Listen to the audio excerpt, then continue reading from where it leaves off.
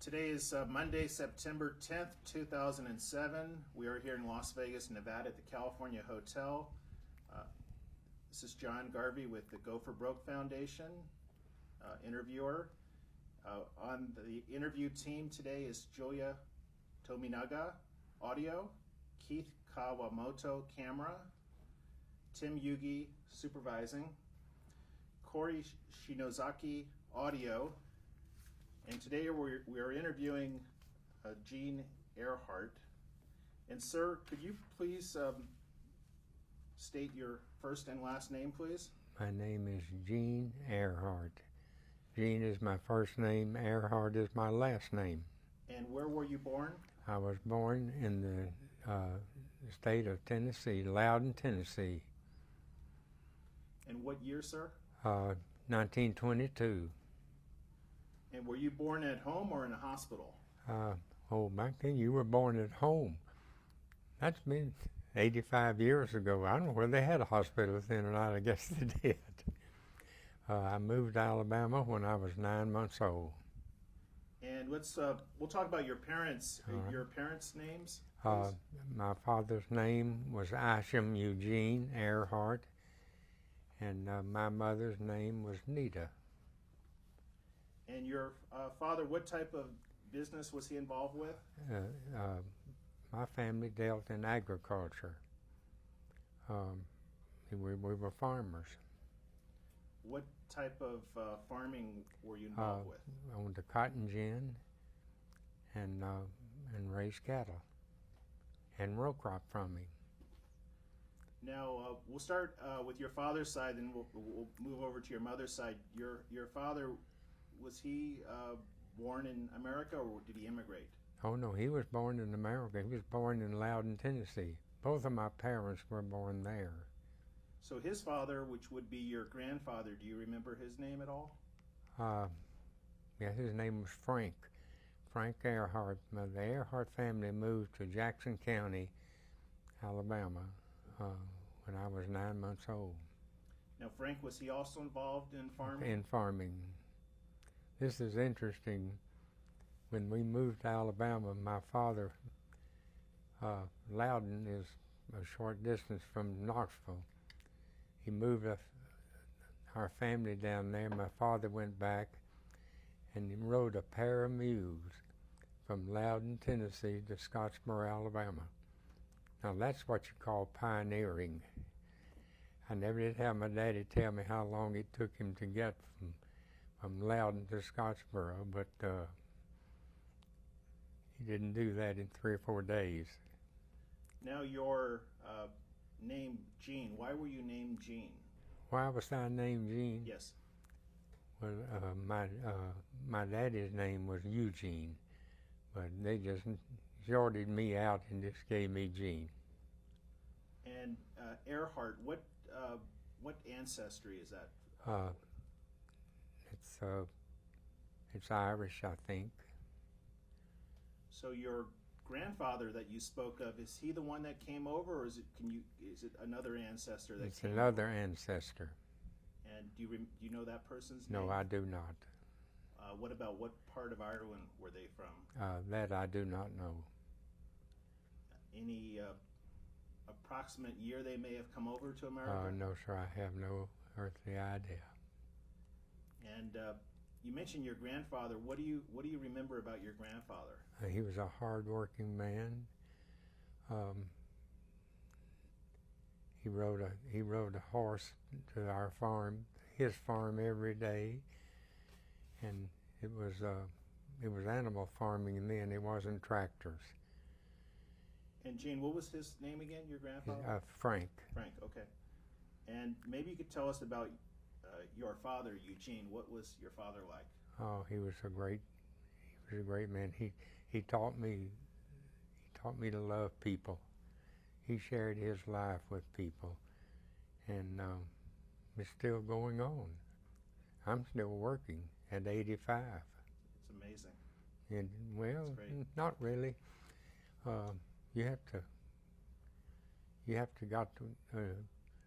If I were to retire, I wouldn't live long. Now, what type of work are you involved I'm with? in agriculture. I deal in corn, wheat, soybeans. I have a feed mill. I love my customers, and they love me. It's a great relationship. That's great. It is. Well, now, we talked about your father and your grandfather. Did any of them have any military service? No, they did not. And can you remember your great great grandfather on your father's side? I do not remember him. Okay. Any on your? Let's go over to your mother's side. Your mother's name again, please. Anderson, Nita, and she was Anderson. Her father's name was John. Do you have any idea of how your parents met? No, I do not. But back then, you and I don't remember this, but back then families, they married in the area that they lived in. Now then they get their wives from New York City. But then you married close to home. Now, you were born in 1922. Did you have any brothers or sisters? I had a sister named Ruth. Ruth was older than 2 years older than I am. Is she still with us? She is deceased. Okay. And your mother's mother, your grandmother, what was her name? And Her name was Ella. She died at 98 years of age.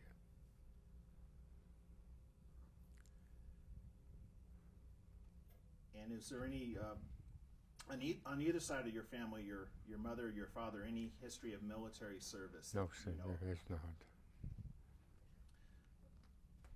Okay.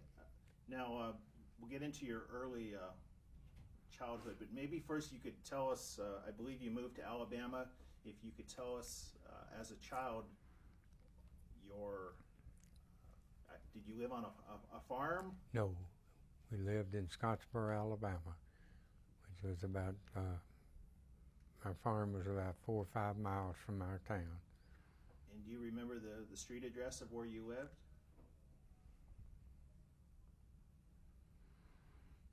Or maybe you could tell us about the home that you grew up in, what it looked like. Well, I grew up in a Christian home. I grew up in a family that taught their son to work. I rebelled on that sometime. I didn't rebel but one time, though. My father took care of the rebellion, and I had a great family life. There was love between the walls in our home, and it has spilled over into my life that I have carried the rest of my life. It's been invaluable to me in my lifetime. That's great. We'll talk about your early childhood education. If you could tell us the schools that you attended, starting at kindergarten, if you can remember, through grammar school. And I don't know where they had kindergarten when I was growing up or not, but they did have grammar school, and I attended grammar school. I finished high school in Scottsboro, Alabama, and then I went to the University of Alabama in Tuscaloosa, Alabama. I had a year and a half there before I went into the service. And what year did you go in the service? I went in the service in 41. 41. Okay, and going back to your early childhood education, if you remember any teachers that had a positive impact on your life that you'd want to talk about, that you can remember, any teachers that you want to talk about, or people in the community, church leaders, or those type of people, anyone you can remember that? I can't remember. Okay. And when you were growing up as a child, did you have any? I know you were on a farm. Did you have any jobs that you want to talk about? Well, my family owned a cotton gin, and my Saturdays were involved in working. Um, I never will forget this. Uh, I had things I had to do every afternoon after school. Every Saturday I had work I had to do. I remember coming in one Friday night, and my boyhood friends, they didn't work. They did what they wanted to do. I didn't always get to do what I wanted to do. And I remember one Friday night I came home, and my daddy said, Gene, I'll get you at 6 o'clock in the morning. I frowned, and I said, Daddy, I'll never forget it. He pointed his finger at me and he said, I believe that I said 6 o'clock. I said, yes, sir, you did. And that question was never asked again. He taught me to work. And, today I'm so proud that he did. Because so many parents now do not encourage their children to work. What was were you given a salary? What type of salary were you? Salary? No, sir. I lived in this home. I put my feet under my parents' table, and so I guess that was the salary. That was the pay that I got, and it was just understood that I worked. Now, what was it like growing up as a youth during the Great Depression in Alabama? If you could tell us about that experience. It was a tight fit. I tell you, it was a difficult time, but due to our work ethics and habits, we made it. It wasn't easy, but nothing in life that is rewarding is always the easiest, and we made it through the Depression. I was about 12 years old, 10 to 12 during the Great Depression. Now, was there any scarcity of food for your family at all during this period, or? No, sir. Because we raised most of the food that we ate. And what about, did your family have an automobile? We did have. I remember that. Do you remember what type of vehicle? No, sir, I don't. And what about as a youth? Were you involved in sports at all? I was in scouting, which was invaluable to me. Scouting is a good program for any young man, and I was a recipient of that education through scouting program and my scout leaders, and through the church life, Maybe if you could remember some of the scouting experiences that you had. Did you have any overnights in any parks at all? No, we did not have that when I was growing up. Now they do now, but we didn't. We did not have that. Do you believe your scouting experience prepared you for your future military career? Absolutely. You mean from a military? Your service to America during the Second World War. Maybe you could tell us how scouting prepared you for that. Well, we had little short trips that and we had to improvise in the field with our cooking and doing the things that scouting that they're still taught to do, I think, now. But scouting prepares a young man for a lot of things. I have a lot of respect for scout leaders who give of their time to teach young men the God and country and what it means. We live in a great world. Now, growing up, the town that you grew up in, Alabama, what was the name of it again? The city or town? Scottsboro. And that's where you live today? That's right. Mm-hmm. Could you describe for us what Scottsboro was like when you were as a youth, and what it's like today? Daylight and dark. That's the difference. It was just back then it was a farming community. Now then it's industrial, you know. The farming area in my county is being held in the hands of very few farmers, large farmers. Back then it was small farms. And you don't have that now there.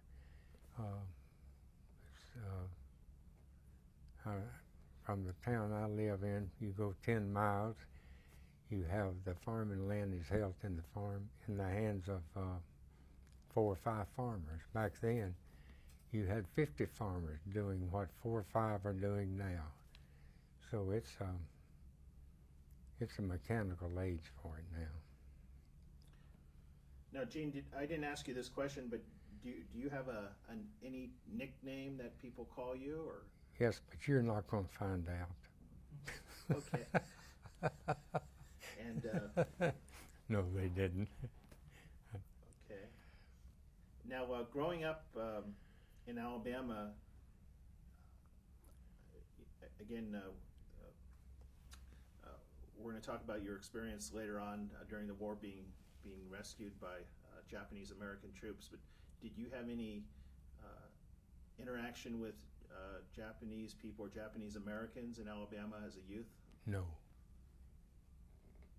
When's the first time in your life that you met a Japanese person or Japanese American? When I first met them? Yes. When a young man in the Lost Battalion got within 3 feet of me and said this word, "Go for broke." That was my first encounter with the Japanese Americans. And it was one of the greatest I've ever known. Do you remember that person's name at all? No, sir. Now, I've met people here today, I can't remember their name.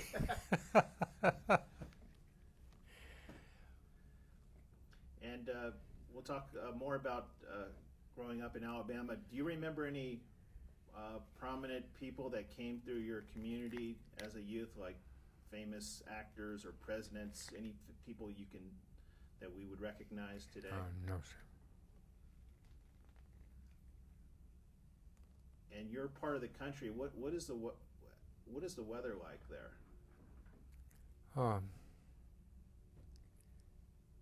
It isn't as dry as it is here.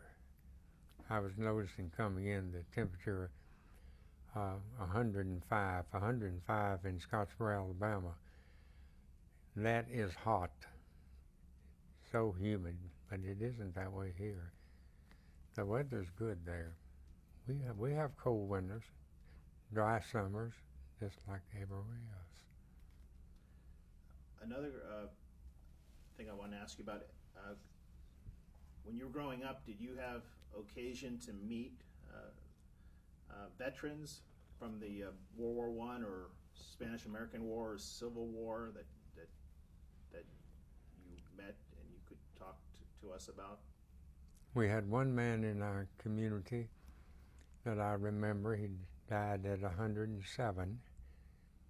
His name was Mr. Charlie Cook. Now, he's been dead 4 or 5 years. He was a World War I man. He is the only one that I can remember.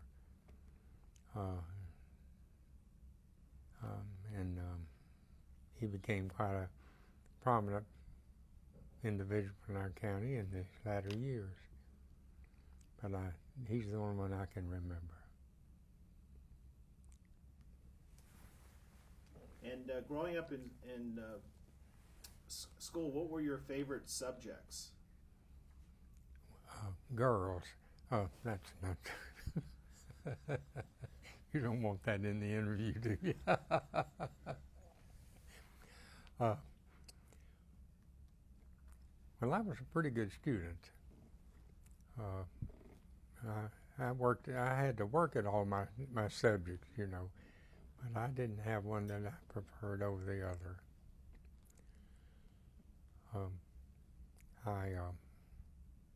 I enjoyed my stay at the University of Alabama. It was a year and a half. That was before I was drafted into the service. And then we'll talk about when I went back after the war at a later time in this interview, I guess. You'll ask some questions about that. Did your sister go to the same university as you? She did. Okay. She went to the University of Alabama, and she finished there. And I came back and finished. Before we talk about your university career, I was going to ask you about during that time period. I believe most people had a radio in their house they listened to quite often. Oh yeah. Do you have any favorite radio programs you can remember? I remember one distinctly, one called Amos and Andy. I remember that one as a little boy, and the Grand Ole Opera. Have you ever heard of that? Yes. Out in Nashville, and so that's, you know, it didn't take much back then to make people happy. Now then, it's a strain to make people happy with the entertainment we have. And I know you talked about your high school. Do you remember the name of your high school? Yeah, Scottsboro High School. No, Jackson County High School then. Then it was later named, consolidated into the Scottsboro High School. That was after I left. And is that still in existence today? Scottsboro High School is still that way, and we don't have a Jackson County High School there. All the county, all the schools, all the students came into Scottsboro to school. Now then, in our county, we have a number of high schools. Now we talked about your parents, but I didn't ask this question yet. Did they have the opportunity to go to school for educational purposes? No, they didn't. I mean, other than no college, no sir. And when you worked on the farm, could you describe for us what a typical day was like on the farm and how many hours that you put in? Long and rough. 10 to 12 hours.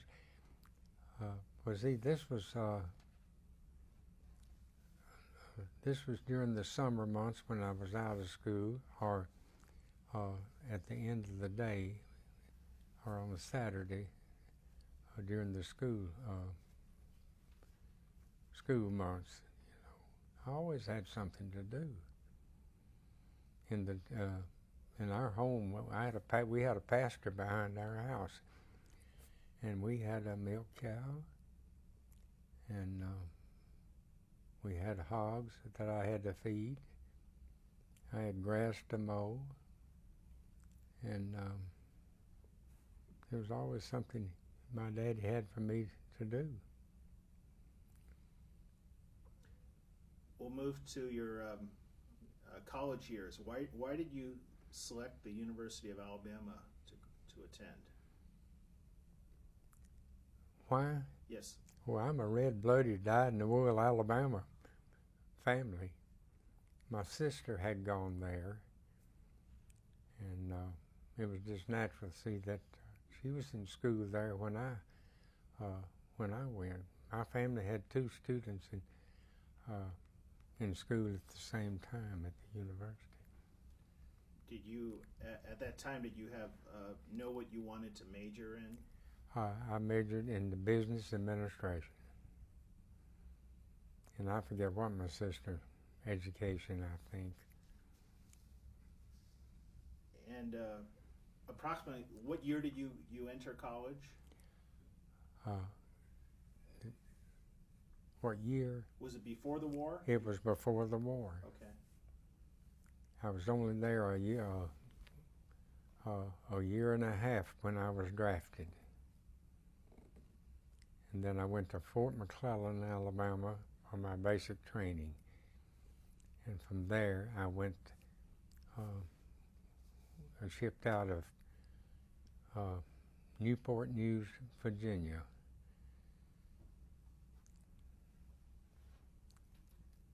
I was assigned to the 36th Division. I'm sure you're familiar Yes. with that great division. Now we'll go back to your college years. On December 7th, 1941, could you tell us where you were when you heard about the bombing of Pearl Harbor?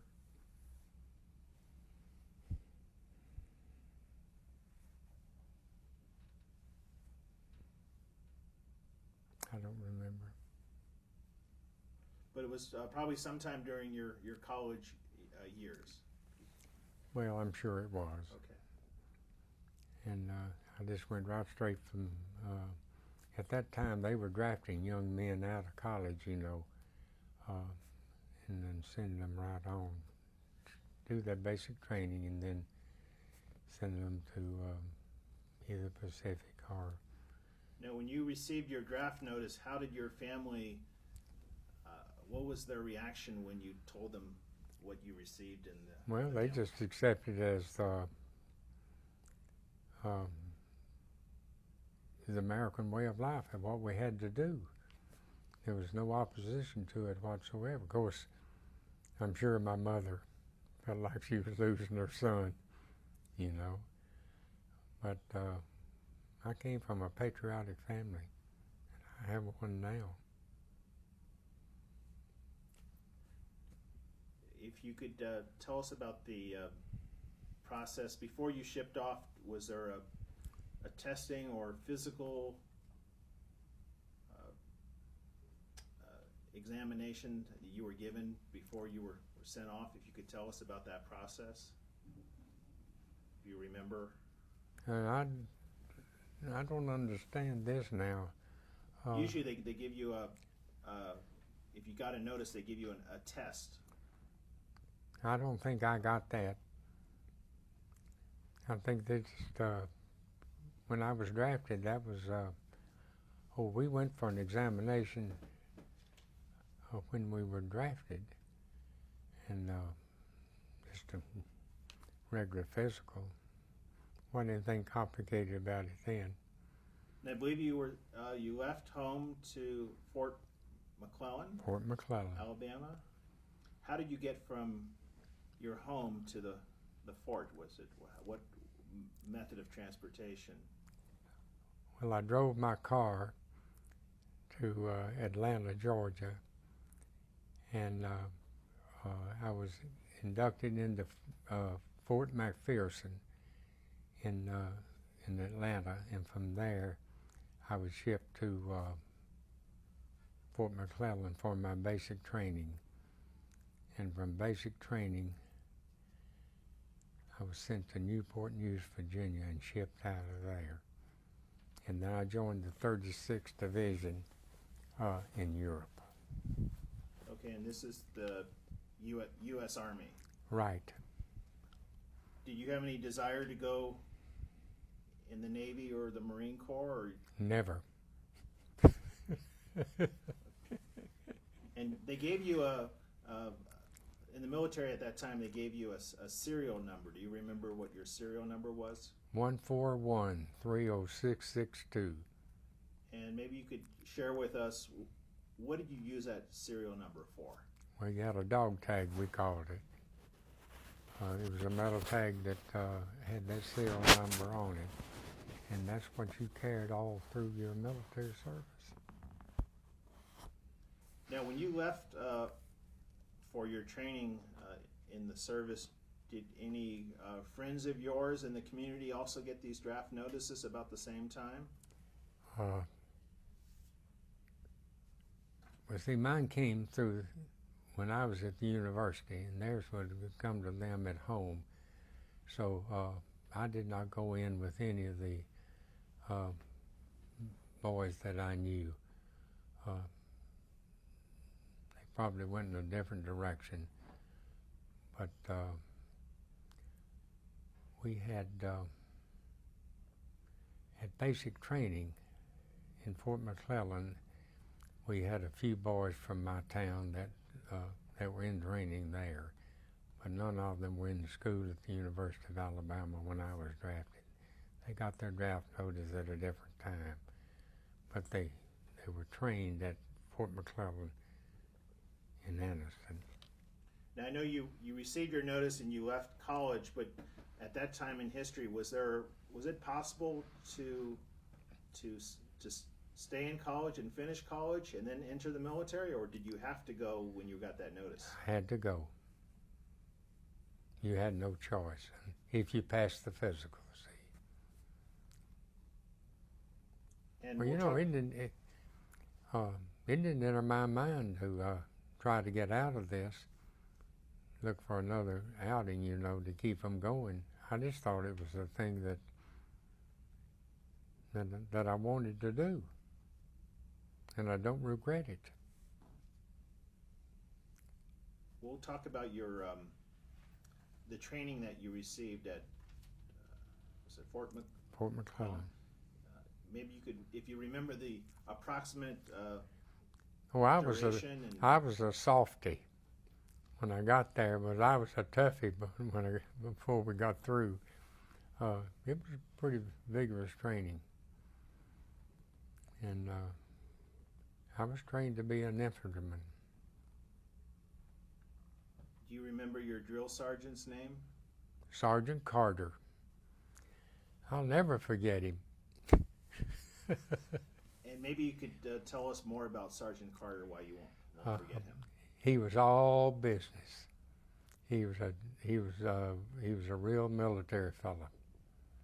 And he wanted to instill in his men that their training was very important, saving their life and giving to their country. And he was a good military man. I learned a lot from him. Gene, what about the actual training that you received? Do you remember what type of training you received? Well,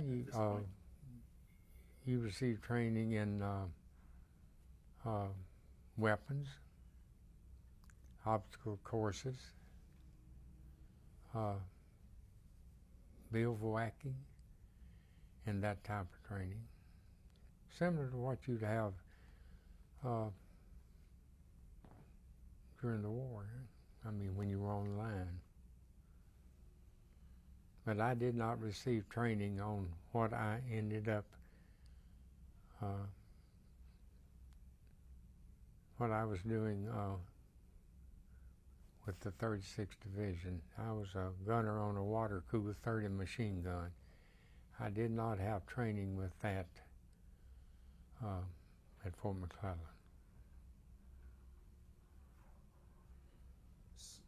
And from Fort McClellan, you went to Newport News? Newport News, Virginia. Now, how did you get from Fort McClellan to Newport News?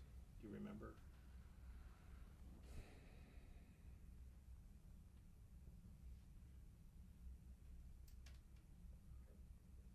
What about, were you permitted during your training or after your training to communicate with your family? Oh, yes.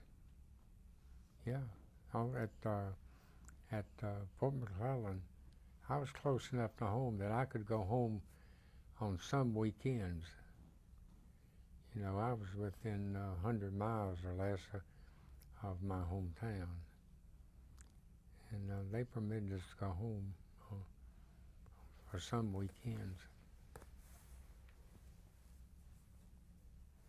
And then when you eventually went to Newport News, that's in Virginia? That's right. What happened there? Well, we were we were put in barracks waiting on ships to transport us to Europe. And what military group were you assigned to? 36th Division. And maybe you could tell us. That was a Texas activated old line division. One of the greatest.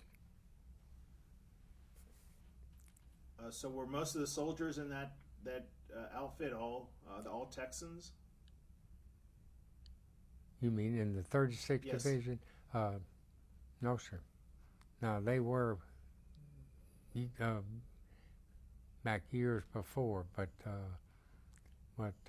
we had boys, men from a lot of states that were assigned to the 36th Division.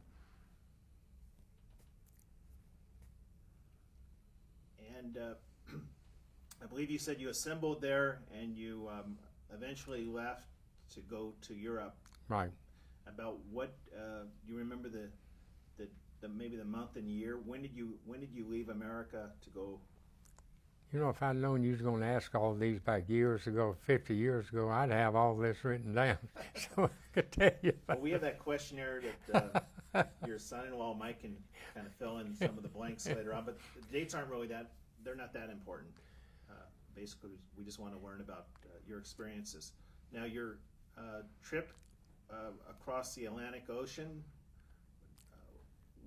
was it on a ship? Yeah. What type of ship?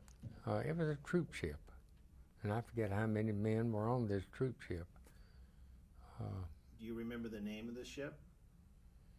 I remember the one I came back on, but I don't remember the one that I went over on. Okay, the one you came back on, what was the name of that ship? The Ernest Hines. It was a hospital ship. Yeah, well, we talked about that. Now, the troop ship you went over on, maybe you could describe how many soldiers were aboard that ship. I cannot answer that, sir. Was it crowded? It was crowded. They were waiting for us. They were ready for us to get to Europe. And did you have an escort of no. And when we landed, they started assigning men to different units, and I was fortunate to get with the 36th Division, which I'm extremely proud of today. Now, did you get seasick at all on this trip? Absolutely. You've never been sick like you've been seasick. Did they have any kind of medicine that you could take to help with that? Well, yeah, but I don't remember what it was.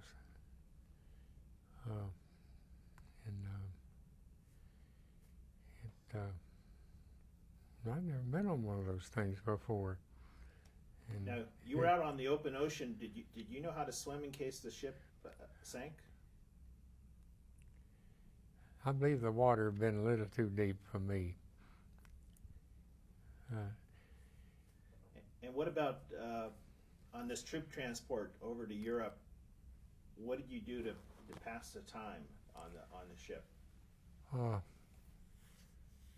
we just laid around. Some of it, we had books that we read, and we visited. You know, you got to meet men that you've never met before, and we wondered what we were getting into.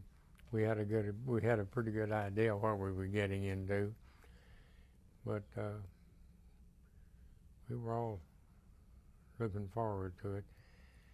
The beachheads had already been established when I went in. Now, when you were on this troop transport to Europe, did you have religious services on the ship? Yes. How often were the services? Once a week. And about how long did it take your troop transport to go across the ocean? Uh, I do not remember that. And where exactly did you land in Europe? Uh, Or what country did you land in? I landed in France. Was this your first trip Oh, outside the United States? oh, yes, sir. I was a country boy. I'd never been anywhere before. I have been back since then. Now, what about, I'll go back to your early childhood real quick. Yeah. Did your family go on any vacations outside of the state of Alabama, or did you kind of stay within the city? Alabama and Tennessee, that was as far as they had gotten. Now, when you landed in France, when you got off the ship, maybe you could tell us what happened after you got off the ship. Well, they had places for us to assemble, and we stayed there maybe a week or 10 days or 2 weeks till they could get our assignments, and then you joined your new outfit as a replacement, and that's what I went in as a replacement. You know, it made me wonder about were you replacing the young man that had been killed, you know, or what? That kind of bothered me.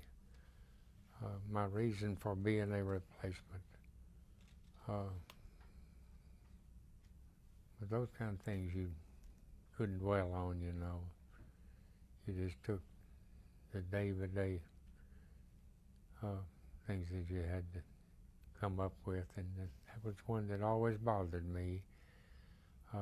If I was replacing the young man that had given his life, but you never knew about those kind of things. So you were either replacing someone that was injured or replacing someone that was killed in action. Yeah, that's exactly right, and that's the part that bothered me. Did you ever find out the circumstances of the person that you were replacing? No, sir. You didn't replace them by name. You just replaced them. They just needed men, and you were one of the men that were needed. Now, you were in France. Now, did they give you any instruction in the French language, the military? No, sir. Now, if they did, I've forgotten it. I don't remember that. Your commanding officer when you landed in France, do you remember that person's name? No, sir, I do not. And what was your rank at this time? Corporal. And I came out a corporal. I was on the line. I wasn't over there very long. 103 days was that I was in combat.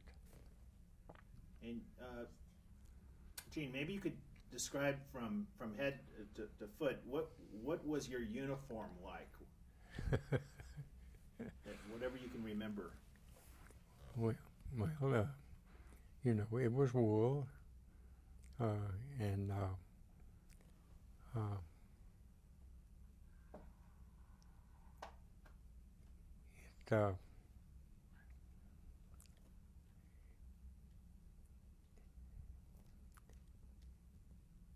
we had combat boots. They were leather on top, and rubber in the bottoms, and you had field jackets. You see pictures of World War II uniforms, and they're nothing like they are now. I'm telling you, they sure have changed from what the ones that they issued to me. Mine never did fit me, and I notice now the boys have pretty good. They look pretty good in their uniforms. And we had steel helmets that you washed your feet in, and they were adequate. Maybe you could describe for us, I believe you're in the 30s 36th Infantry Division. 36th Division, yeah, right. Now, did you have a patch on your sleeve with the 36? Absolutely. Maybe you could describe for us what that patch looked like. Well, it's a blue patch that has a T in it for Texas. It's a Texas Activated Division from World War One. A great division. I have a lot of pride in knowing two divisions that I know, the regiment and the 36th Division and the 442nd. Now, what did they tell you if you were ever captured by the enemy? What were you to do? You know, I don't remember ever instructing us in that. They may have, but I do not remember that. What about the weapons that you carried on you? What could you describe all the weapons that you can remember? Well, my weapon was a water-cooled 30 machine gun. Could you describe as much as possible about that machine gun and how you would fire it? I sure can. It had a belt that went through it with that bullets on it, and it had a water jacket and a hose that you would fire that, and water in that water jacket would get so hot that it would boil the water in that jacket. And that's what kept it from melting, and that's what I fired. What was the approximate weight of that weapon? I don't know, but when you had it full of water, it was pretty heavy when they hollered, "Let's go," and you picked it up off that tripod and you headed for another hill with it, with the hot water rolling down your shirt collar.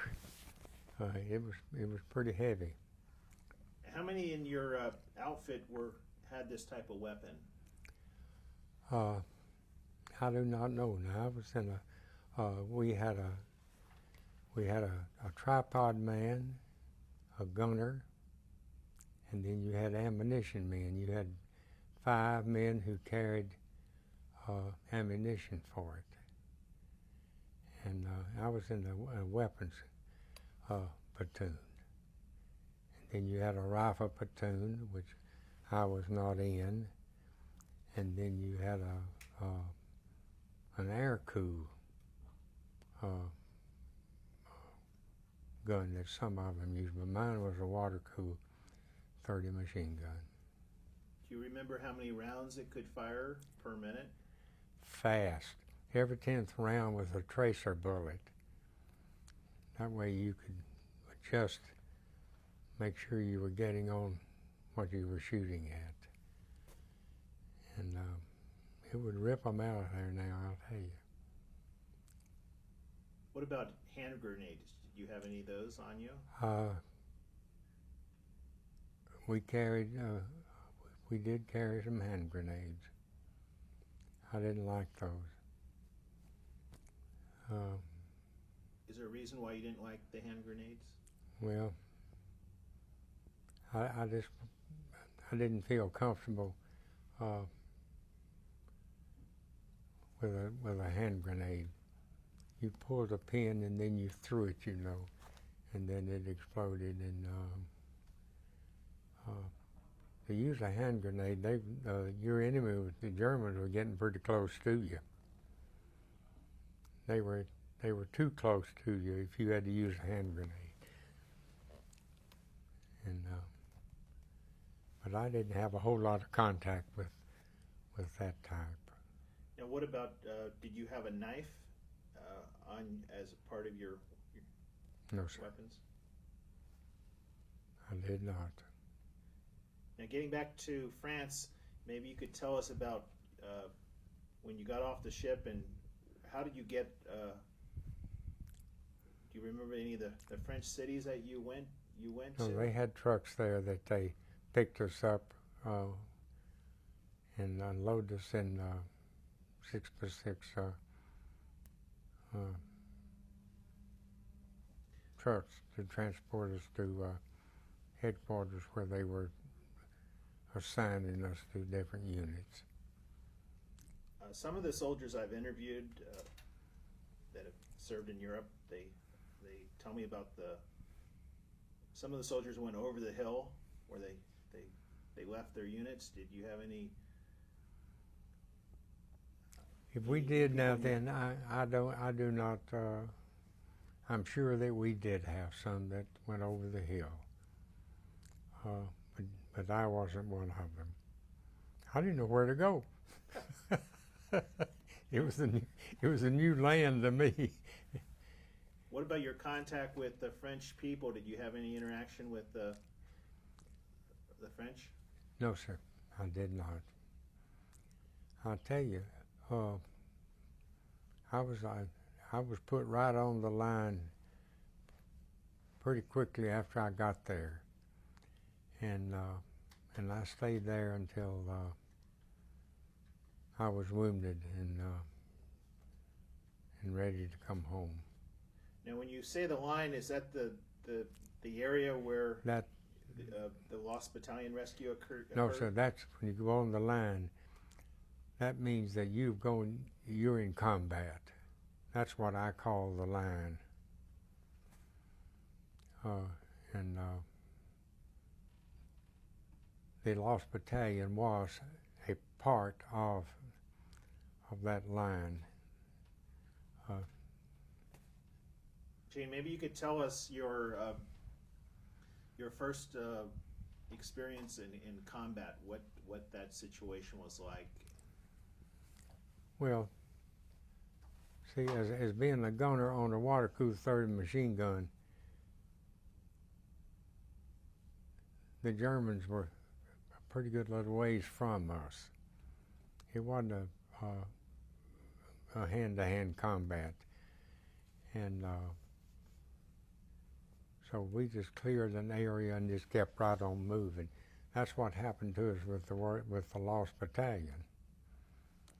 You know, we moved too fast and they surrounded us, and but that's what I call the line of. You just had areas that you just kept right on moving toward the Siegfried Line or the Vosges Mountains, right on up. Did you have tanks in your? We did have a few tanks, yes. And what do you remember the type of tank? Well, I didn't have any. I had no contact with the Army Division at all. Now we called on them for support, but knowing what kind of tanks they were, I do not know. Now, getting back to the combat situations with the German Army, did you have? Was it engagements in different villages, or were you out in the forest, or what was it like? Out in the forest. I had contact with the SS troops. Have you ever heard the SS troops? Yes. They were soldiers. And we had quite a bit of harassment from the SS troops. Now, how did you know they were SS and not regular German troops? They cared nothing for their life. They were well trained. They were tough soldiers. You had to get their attention by either death or capturing them. And I had some contact with that, but not a whole lot. okay, I think we have about 5 minutes, so we'll just ask a few more questions, and then what we normally do is switch out the tape, and you can take a water break or bathroom break. Okay. I wondered what he was doing. Like 5 minutes. So the German soldiers, were you close to, like right now we're about 5 feet apart. How close were you to these when you were in combat with these soldiers? I was not too close to them because, see, I was on my machine gun, and they were further away than I am to you or to this gentleman back here. If they got that close, they were too close. Now, because you had a machine gun, were you one of the key targets for the German army? Yes, sir. And how much gunfire did you experience directed in your towards you compared to other soldiers? Well, quite a bit of it. Yeah. But you learn to cope with that. You know, that was just the cost of doing business, and that's the way you had to look at it. Now, when you were on the line, do you remember your corporal, I believe? Mm-hmm. I was high rank. Do you remember who your sergeant was when you were on the line, or no, lieutenant? Sir. Or any of the commanding officers? Mm-mm. Who was your best friend when you were out there? Do you have a buddy that you can think of that you want to talk about? No, sir. I know who carried me through. I know why I'm back here. My Lord. He was my best friend. He still is. And did you have a chaplain out there with you? You mean with on the line? Yes. That close? No, sir. He was available. I'm sure that we had him, but it was too close. They were not combat soldiers, you know. And we had some of our high rank officials. They would come by, and that wasn't a place for them. There's no place in the military for a wounded general or a general being killed. You've got something else he needs to do besides that, in my opinion, you know. Get folks like me doing that other stuff. Okay, thank you. I think we're going to switch tapes right now. Your time in France, and during again, you said you landed in France with that troop transport, and they put you on a truck and sent you up to the line, and they assigned us to the 36, to the different units that they were assigning us to, and I was assigned to the 36th Division, as I told you. And when and I went right in to combat from there.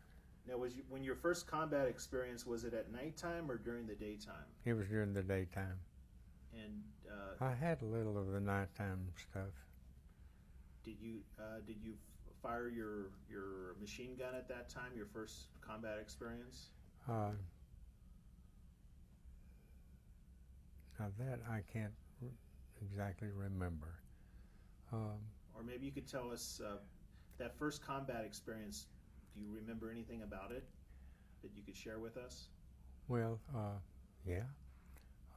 We just had an area that we were covering, and we just sprinkled them with machine gun fire, and then we would move when we thought we had that cleared out of the way. Then we'll pull the pins on the machine gun and run to another location further on up.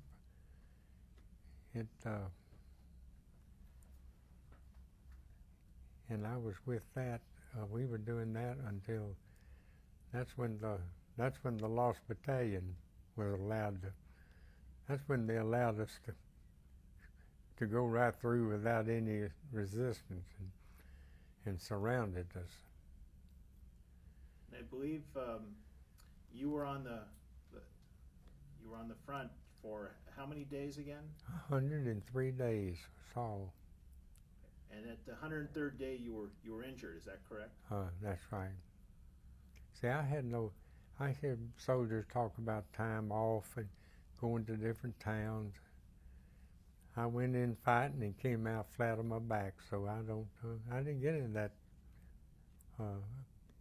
of the life that they talk about having. Now, Gene, maybe you could tell us what a typical day was like on the line in terms of...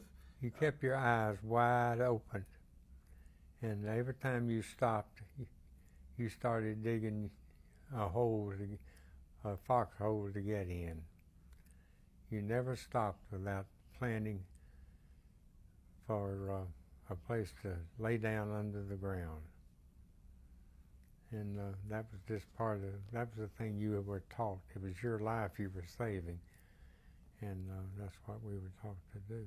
How much sleep were you getting during this time period? Not much. You know, you don't need much sleep. You got tired, you got wet, you got cold. You waded rivers with holding your gun above your head to keep it from getting wet with water up to here in freezing temperature. But that was just what you had to do. That's just the fruits of a war, sir. And what about your food supply during this period? What was the food like? It wasn't bad. It was K rations and C rations. We didn't. That's all you had. All we had to eat. We didn't have a cook truck that came by and they cooked meals for us. And during that period of time, the 3 months, I got a bath one time, a cold bath, and but you learn to cope with that also. You know. Did a lot of these Germans that you encountered, did they surrender, or did they fight you? Mine, the ones we encountered, they fought us. We did not. We didn't take prisoners. I read of some of them, but they were taking prisoners. We didn't. I don't remember my platoon taking any prisoners. And your platoon, about how many men were in that platoon? Well, we had in my unit, in the outfit I was in, my particular group that was served my machine gun, we had 5 ammunition men, a tripod man, and the gunner. And I was the gunner. And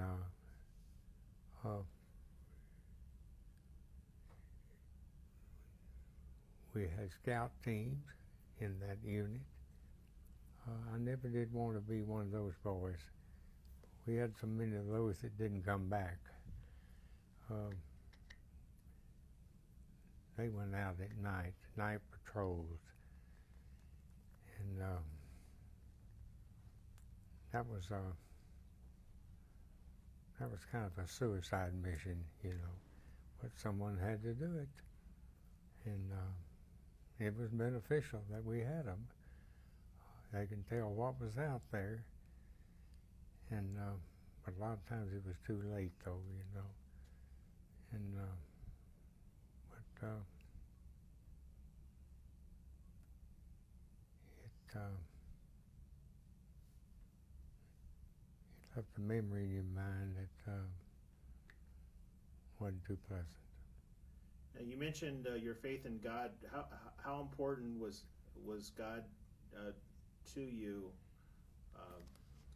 in this combat situation that you were thrust into? He went with me all the way. it's always disturbed me why I was saved and another boy was taken. You know, I don't have an answer for that. I'm not smart enough to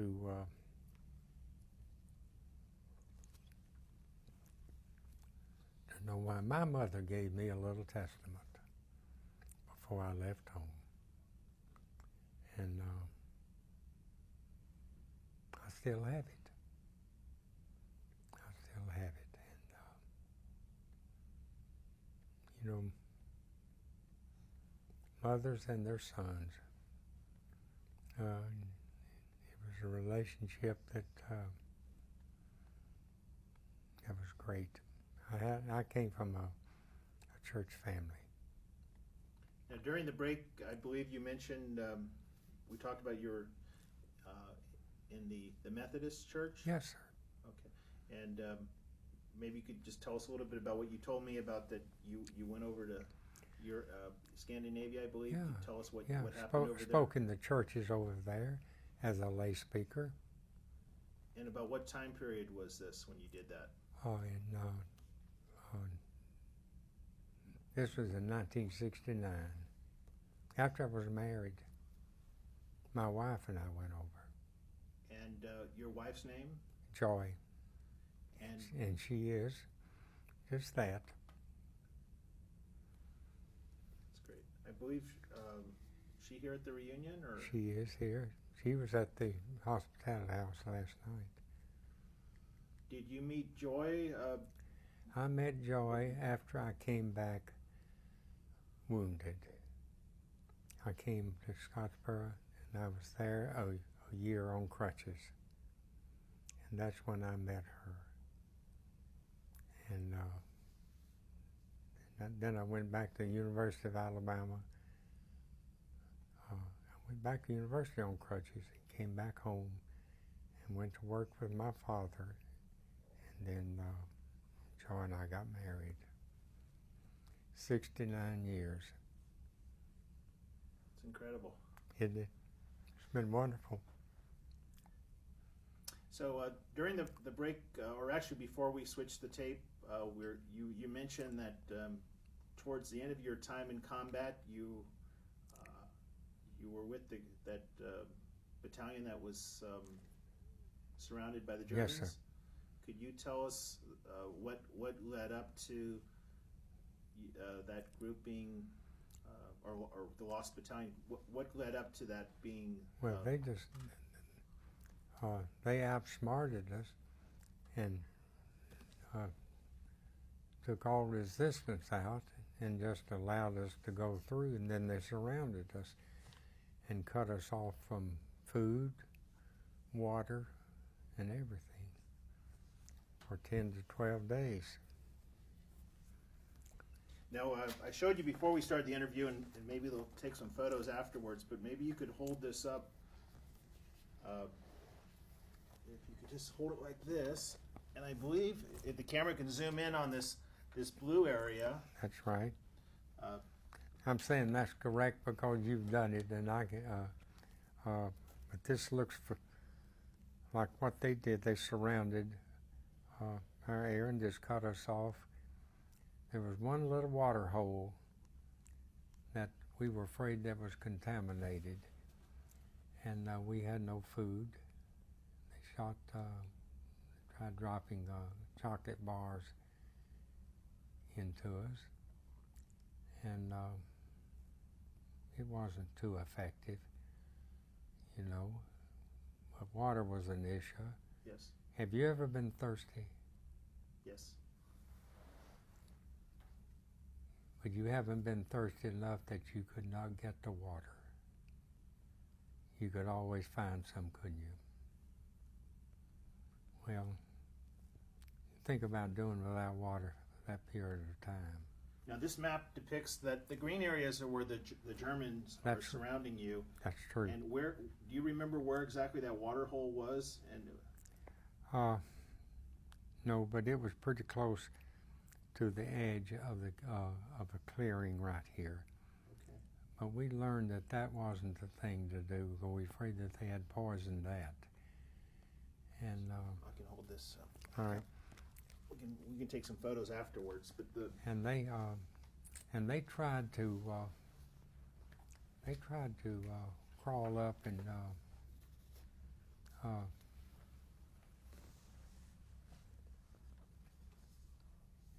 shoot at us from inside that green area right there. And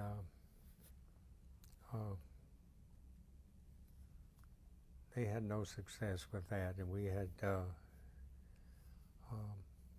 we were just there until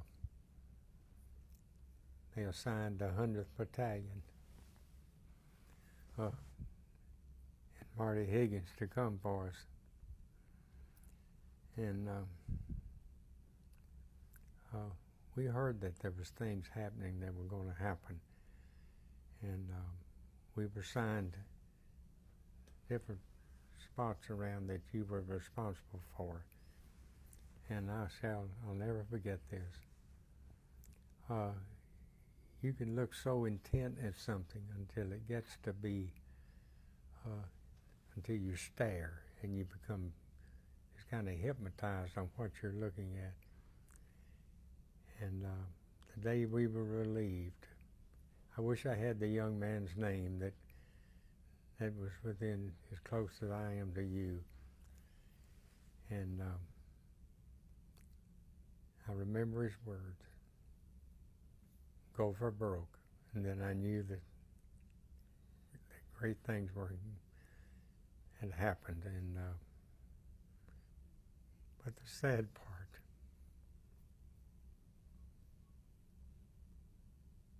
losing 800 men, saving 207.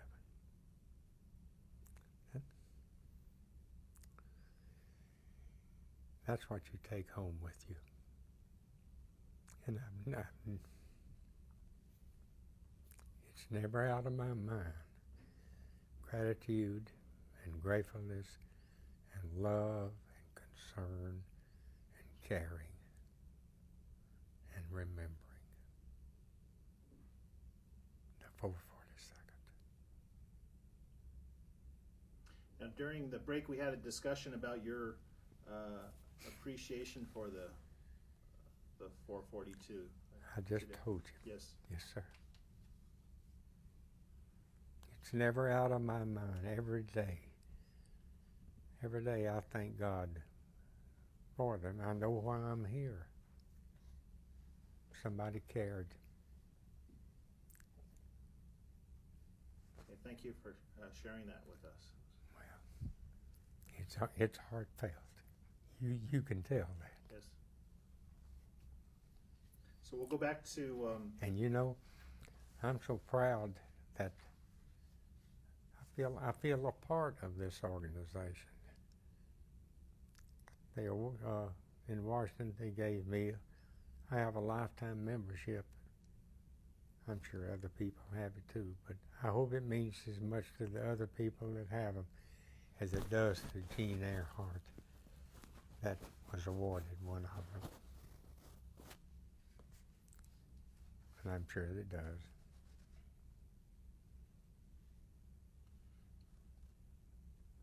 Now, during this, before the 442nd came to rescue you, maybe you could tell us about how many days was it that you were actually surrounded by these German troops? I think it was about 10 days. It could have been 12. I seemed like an eternity, but I think it's 10 or 12 days. You know,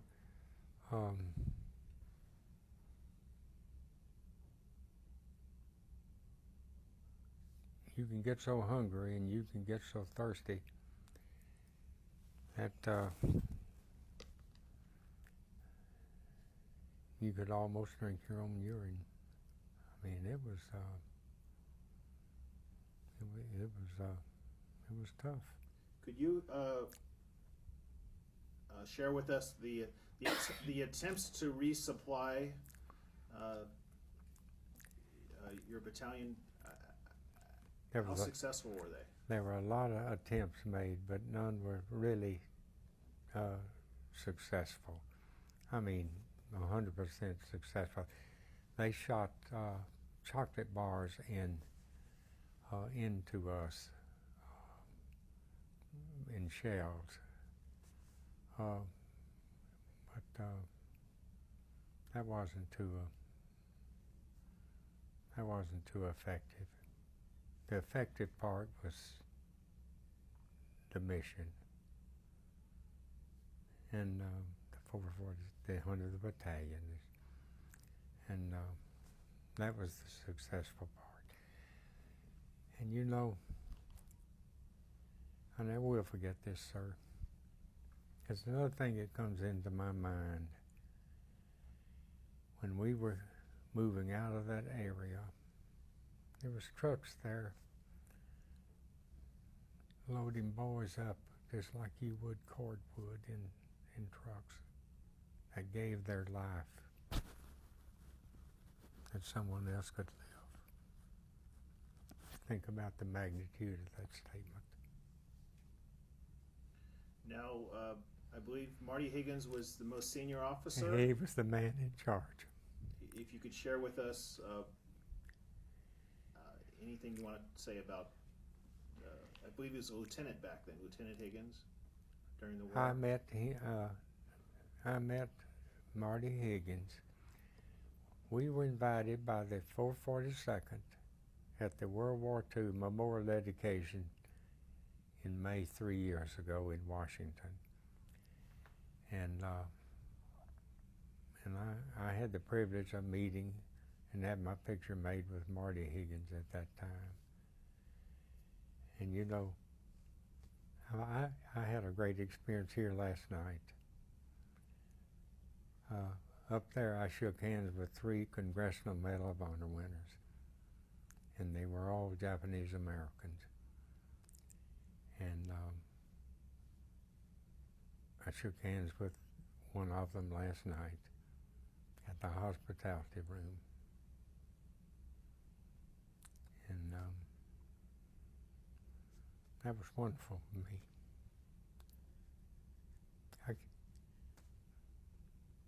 I get emotional some of these things. Yes.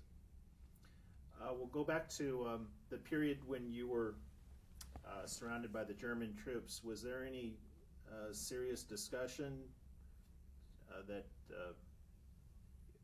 your group might surrender to the Germans? Consider surrendering? If there was, I don't remember that. I don't think there was.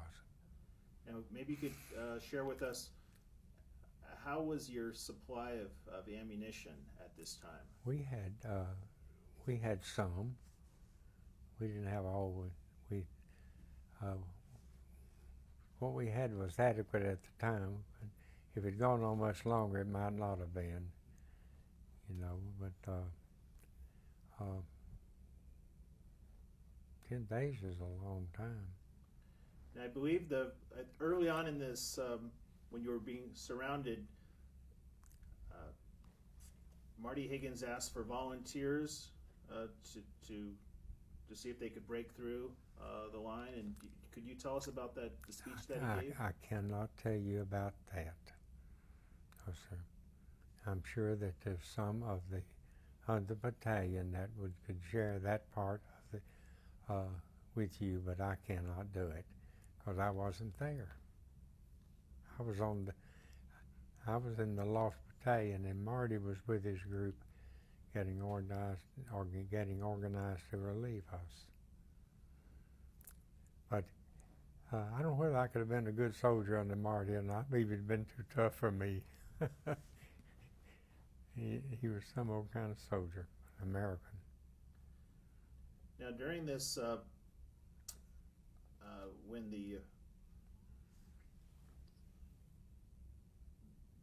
the rescue came to the Japanese American troops, what was it? Was there a lot of? Could you describe what what you heard during all this? We heard that we were being that they were making an effort to liberate us. And was there I'm talking about in terms of gunfire or artillery. Was there a tremendous? What was the noise level like during the battle?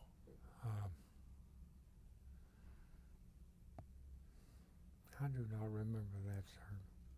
Okay, what about during this period that you were surrounded by the Germans? What was the weather conditions like? It was cold. I don't believe it ever warms up in Europe. I'm sure it does, but I never did have it. Snow was a foot deep when I went in, and but snow was what I don't remember us having it on that hill where we were having snow. Now, when I got wounded later on, right before the Siegfried line, I can tell you some horror stories about that. And before we get to that, I was going to ask you a question. A lot of soldiers wrote letters, and they gave it to their commanding officer, or they put it on their in their uniform. A letter to be read by their family in case they died. Did you write one of those letters? No, sir. I knew I was coming back. And we'll go to after you were rescued. When you heard the soldiers say "Go for broke," did you have any response to him? I hugged him. You just think about the magnitude of that statement.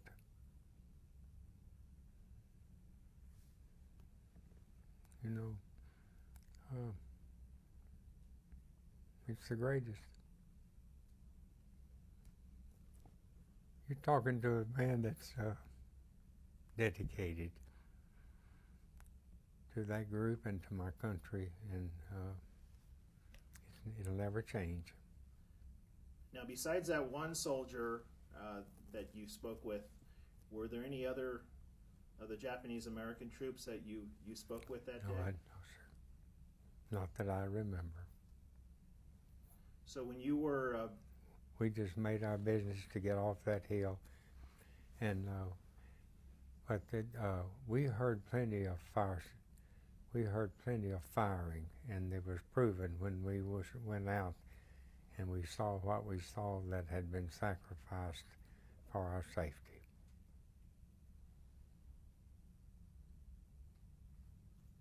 And how did you feel about that when you saw that? I felt about then just like I feel about it right now. One life sacrificed for another. That's what makes them so great. Unselfishness, dedication. And I'm going to say this, and the time to say it is right now. It's a shame the way our government has treated our friends. It's taken so long to recognize the purity and dedication in these wonderful men. And you know, they have a forgiving spirit. I don't know whether I could have that dedicated, forgiving spirit if I had been mistreated and my family as they were mistreated. That proves something that there's a lot of strength in that in Japanese Americans. Now, prior to you being rescued, did you know the U.S. Army had Japanese American troops?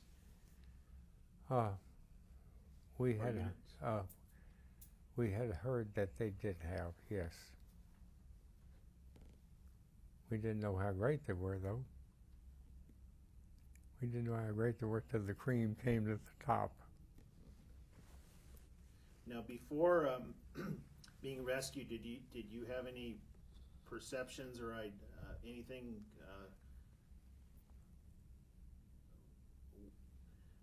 Did you have any? What did you? Any feelings towards Japanese people that you want to share with us before you were rescued? No, sir, Okay. I did not. And after you were rescued, you got off that mountain, and where did they send you next? Well, they gave us a couple of days off, and then we went right back in combat. So on your these days I off, I was wounded pretty soon after that. when you said they gave you a few days off, where did you go and what did you do? I can't remember where we went. I probably got a cold shower and changed the clothes and right back. And so I was wounded pretty soon after that. And We had just finished the Vosges Mountains when I was wounded. now that's near the city of Brières. Do you Yeah. want to maybe share with us what your It was right before the Siegfried Line is where it was, you know. Part of the 36th Division was in the Battle of the Bulge. I was wounded right before the Battle of the Bulge. And I lay 48 hours before they picked me up. Now, we talked about this during the break, but maybe you could share with us again exactly where you were wounded and how you were wounded. Well, I was wounded with, we had moved into a farmhouse. Below that farmhouse, the Germans had put out glider obstacles. Do you know what a glider obstacle is? No. Okay. You take a vacant area, and they put posts down, and they line it with barbed wire. Skip an area, say 10 feet, and put another one until they covered that vacant area with obstacles that would keep anything from landing in there. And we moved into this farmhouse one night, and over there the family, they lived in part of the house, their livestock lived in the other, and they had hay, say in the loft. They shot into that house and set the hay on fire, and set the house on fire. And I vacated the house. I would have been all right if I'd have stayed there, but my better judgment told me to leave it. I ran out the back of the house and I ran into a manure pit. There they all cleaned out their barns and they threw it all in an area. And ice was about 8 to 10 inches thick, and it'd been there a good while. And I started running down this hill, and they were shooting at me. I got through 2 of those obstacles, and then I lost my footing, and I lacked about 20 yards going into a woodland, and I felt my left leg had a burning in my left leg, and that's when they had wounded me. and I rolled into the woods down an embankment, and it wasn't long until an officer came up that little draw, and he saw me. He covered me up, and he said, "I'll leave a marker for you." In 48 hours, they picked me up 2 days later, and took me to a field hospital, and they treated me there, and they operated on me there. I was told that they were going to amputate my leg 4 inches below the knee, but I woke up the next day, and they took me one morning, and when I woke up, I still had my leg, and I asked the surgeon what happened. He said, "Well, we decided to take a chance on you. We took out the little bone in your leg, and you have steel screws in the big bone. You'll never be able to lift anything or walk without a limp. But you won't have to stand it up in the corner when you go to bed at night." And I went 50 years doing what I wanted to do, working hard, but then all of a sudden arthritis has hit my leg, and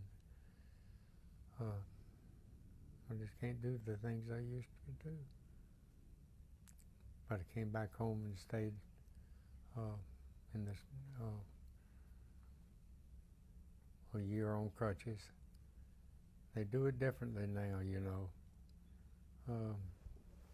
Medical treatment is a lot more simple now than it was then.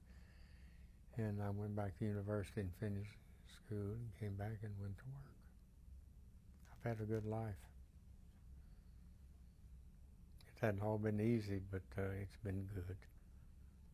Okay, thank you. I'll go back just a few more questions about. I talk too much. No, this is great. The time when you were surrounded by the Germans, I believe there was one area that was heavily mined. That's right. Could you tell us about that area and how you... See, we were fortunate in that. It was heavily mined, but it didn't give us much trouble. We knew they were there, and that always bothered me. Anything bothers me, I can't see. You know, there's a lot of truth in that statement. If you can't see it, and you know it's there, and you know it's dangerous, that bothers you. And landmines, you never knew where you were stepping or what you were doing. Now, when you were in combat, did you have experience where you saw soldiers step on mines? No, I didn't.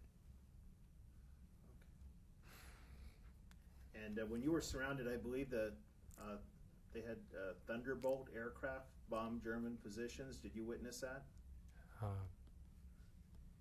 What now? They're called Thunderbolts. They bombed their German positions, aircraft.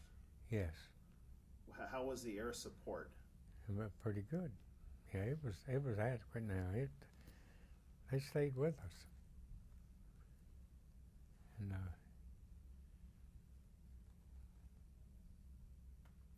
but it was a key operation, and it still carries its weight as the Lost Battalion.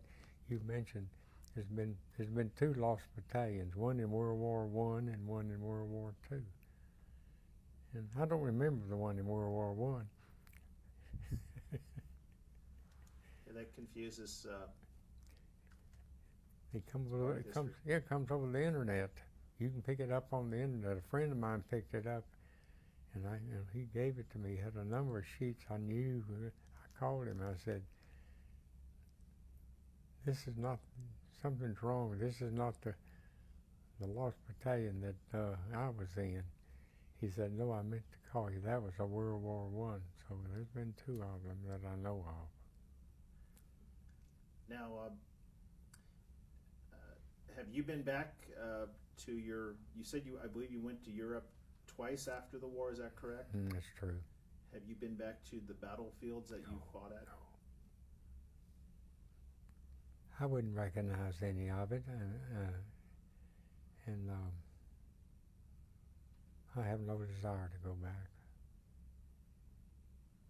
What about veteran organization groups? What type of groups have you been involved with?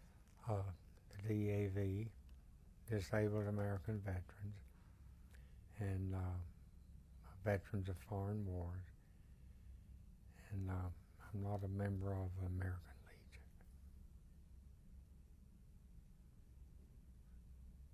Now, your wife Joy, now you were married at the conclusion of the war, is that correct? Mm-hmm. And we have one daughter. And her name?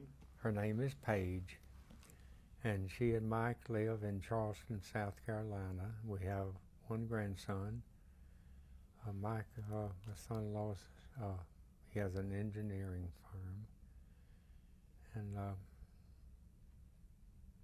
he's my best friend. How did you and Joy meet?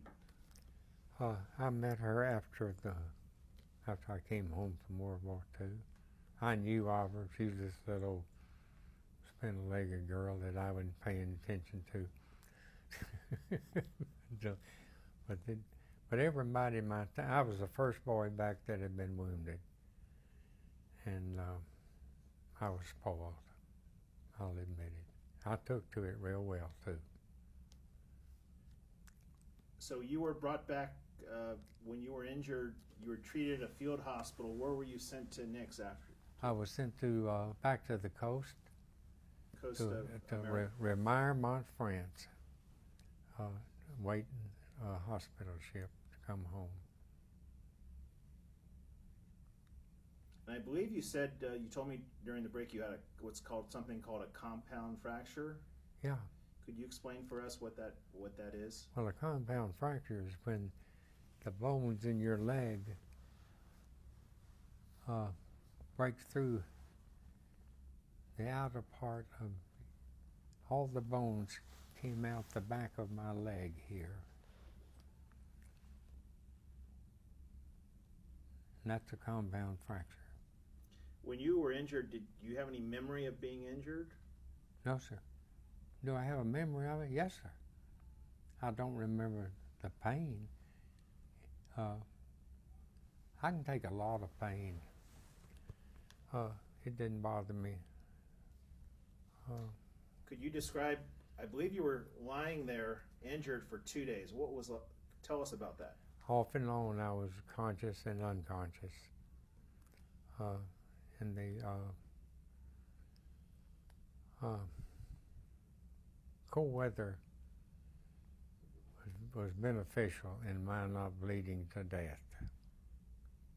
It was cold, and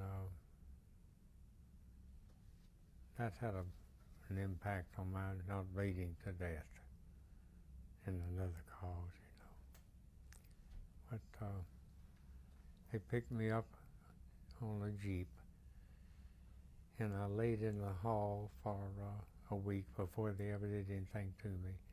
And then they put me on penicillin. 8 shots a day for 30 straight days to kill the infection. And then when the temperature would go down, they give it a few days, see if it was going to last. Then they go in there and scrape the inside of my leg to get wool sock and all that kind of stuff out of it that was causing infection before they did the final surgery on it. And I've still got it today. Now, when you came back on this hospital ship, where did you land in the United States when you came back? Charleston, South Carolina, where Mike and Paige live today. And I can cross the Twin Bridges and look down, and I can see that area right where that hospital ship was parked, where they unloaded us. Was this at the conclusion of the war or before the war ended? At the conclusion of the war. And I was sent to Atlanta to Lawson General Hospital. And I had a number of operations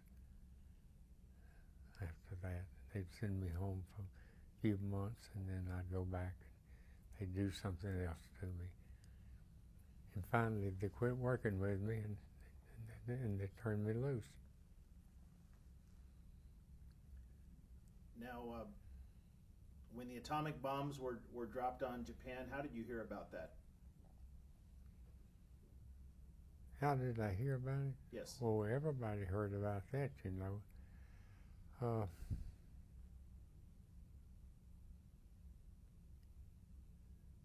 I had mixed emotions about those kind of things, you know. Atomic warfare is vicious.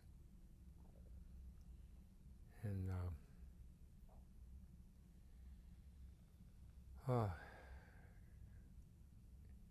we're dealing with Japanese Americans and Japanese.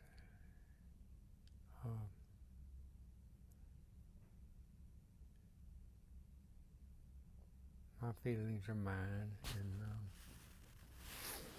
I think they're for real, and that's it. What about during the war? Did you have any friends or that didn't come back that you want to talk about? I have some friends that didn't come back, but I don't want to talk about it. And then I believe after the war, you were discharged from the Army and you started in the agriculture business. That's right. I've worked hard at it. Everybody thinks I should retire and go home and die, but that's what would happen to me if I were to retire. I've been to 63 years, and I'm not ready to quit. Now, you went back to Washington, D.C., and you saw the National World War II Memorial. Mm-hmm. Could you tell us about that experience and what you think about the memorial? Well, it's wonderful. It makes you, taxes your heart, you know. But it's there, and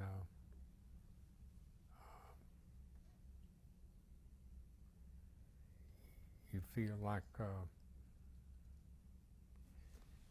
World War II was important. If it had not been for World War II, a lot of the advantages that we have today, we would not have them. You know that. I hope you know that. And I hope people are teaching their children the cost of freedom. I do a lot of speaking to organizations. The cost of freedom. It doesn't come easy, you know, but it's all worth it. And the people are not teaching their children exactly what it means to be a true American and how they got to where their families are. The schools, the churches, the roads, their homes that they live in. Places they spend vacation. Who would ever heard of Disney World if it hadn't been for World War II? We wouldn't have it. And, that's my feeling. Now, also in Washington, D.C., there's a new monument to the 10 internment camps. Did you have opportunity to go see that memorial when you were back there, or maybe it wasn't constructed yet? I did not. A lot of the people that are going to view this video in the future may be younger people that are considering a career in the military, the armed forces. Do you have any words of advice to people watching this sometime in the future, considering the military as a career? It'd be a good thing. Be a lot different than it was when I went in. But I think it would be a good career for them. They can be educated, sent to college. The government will pay for their education, and it's needed. I can't get it out of my system. I think two years of military training would be wonderful, be compulsory. And I feel that way about it. Okay, thank you. Another question, when you came back, did you use the GI Bill at all? I did. Yes, sir. I finished and went back to university a year and a half, and I graduated under the GI Bill. This is back to University of Alabama? Yes, sir. And you graduated in business administration? That's right. I'm a dyed-in-the-wool Tide fan.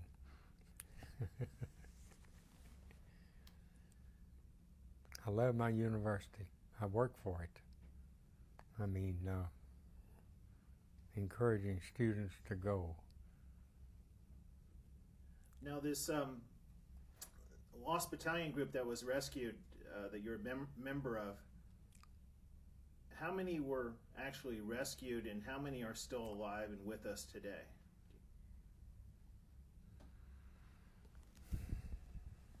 I would say that we've lost over half of them.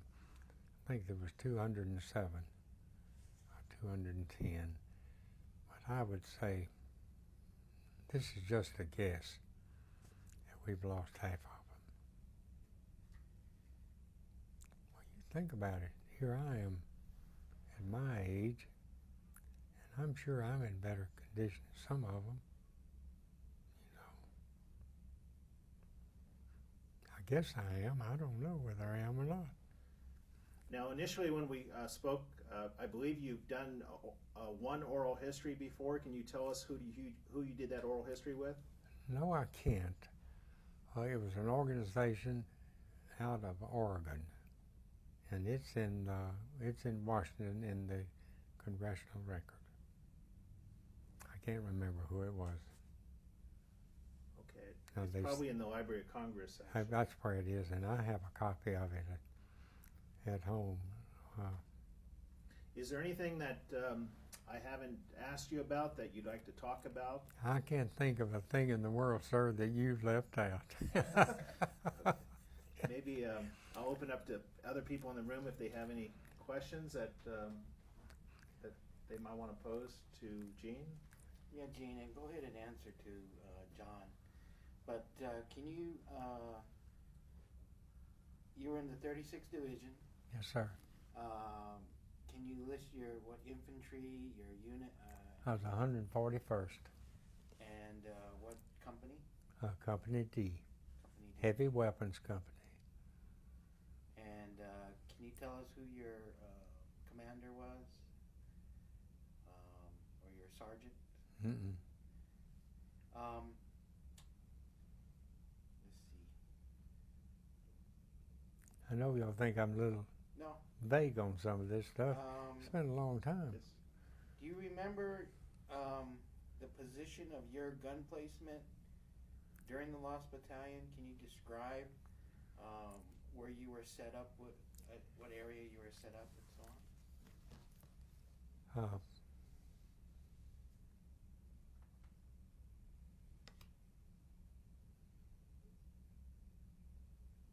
I was near a small cave. If I'm looking at you, it was on the right. And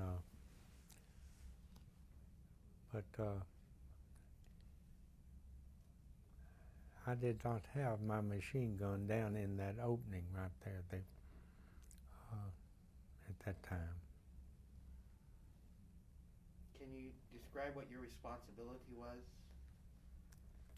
I had, at that time, I had I had an M1 rifle, and that was my responsibility to look at the position right there where I was. There's been a lot written about the Lost Battalion, hasn't it? And there's been a lot that's been forgotten about it. But I'll tell you one thing. The men that were in it have not forgotten it. And they have not forgotten the 442nd and the 100th Battalion. What about the medals that you were awarded for your service? Oh, golly. The Purple Heart. And that was it. And you know, it's kind of strange. I took that home, and the son-in-law found it 55 years after I was awarded that. And I guess they wanted, my family felt like maybe I'd earned it in 55 years. On Father's Day, they had it in a shadow box frame, and they gave it to me for Father's Day. And I don't wear the pin. That's just not me. You know,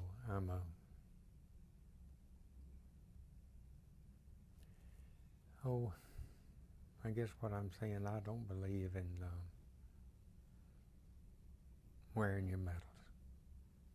Now, when the men that rescued you, I believe they were made honorary citizens of Texas. What did you think about that?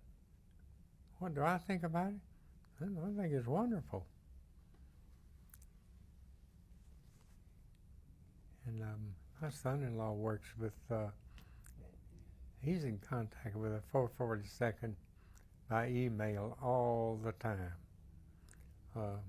He's an advocate of the 442nd. And he is responsible for my being in Washington. He's responsible for my contacts with our family being here today. And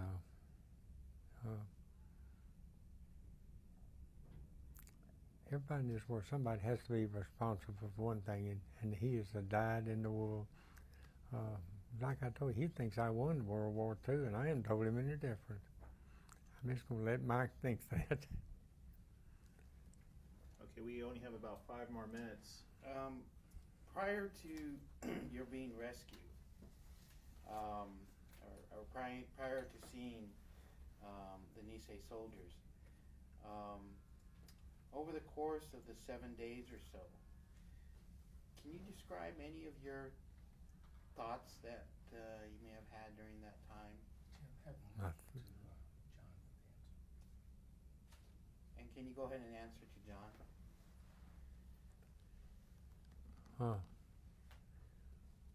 Now, what was the question?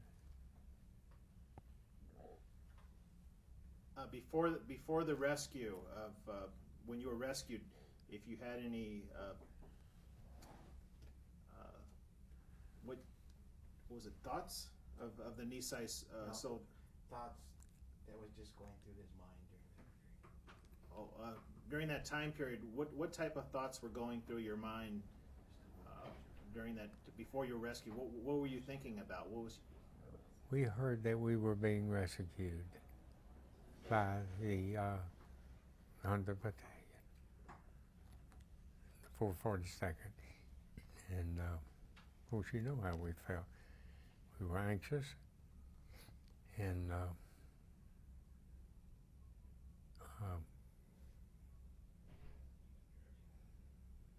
we'd been there so long. We had a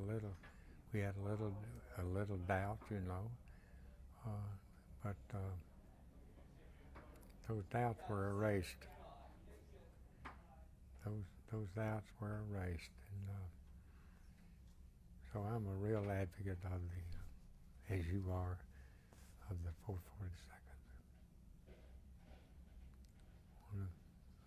I'm just privilege to be here and to know these people. They're for real. They make you feel so good. You know, anytime in life you make someone feel good, you haven't had a wasted day. Okay, well, I want to thank you for your time and your service. A and, lot of my theories aren't really, they're my own thinking, you know. Yes. But you don't thank me for my service. This is my country like it is everybody else's. Okay, perfect. Okay, I think I ran out of questions. Well, I've run out of Thank you answers. for-